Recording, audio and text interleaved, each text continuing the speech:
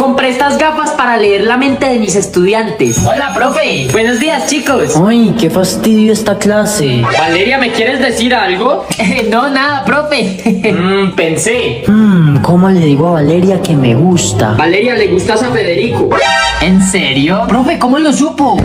No sé, solo lo imaginé. Bueno, hasta mañana, chicos. Uy, menos mal al profe se le olvidó revisar la tarea. Uy, casi lo olvido, chicos. Voy a revisar la tarea.